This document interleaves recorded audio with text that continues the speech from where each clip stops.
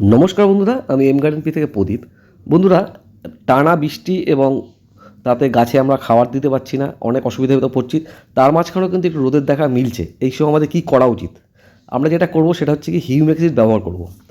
তো বাজারে প্রচলিত যে কোনো হিউমিক অ্যাসিড আপনারা ব্যবহার করতে পারেন। আমি নিয়েছি হিউমিক 99।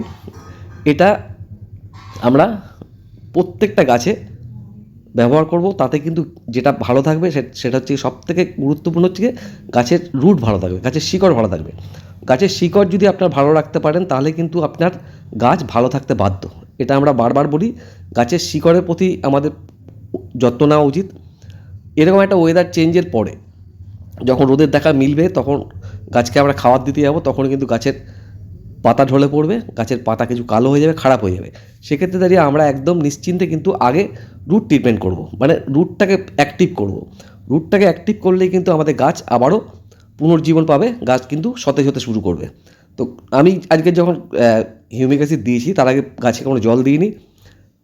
আমি প্রত্যেকটা টবে কম করে, যেহেতু আমার গাছ পুরোটা সেন্ডারে আছে, তো আমি হাফ লিটার মতন করে কিন্তু হিউমিক অ্যাসিড আমি ব্যবহার করেছি। সেক্ষেত্রে রেজাল্ট কিন্তু আমি 2 থেকে 3 দিন পরেই পাবো। এরপরে যেটা ব্যবহার করবো সেটা হচ্ছে 12-61-0। তাতে কিন্তু আমার রুটটা যখনই অ্যাক্টিভ হয়ে যাবে তখনই কিন্তু আমরা খাবার দিতে পারবো। আর তাতে কিন্তু রেজাল্ট অনেক গুণেই ভালো মানের পাবো।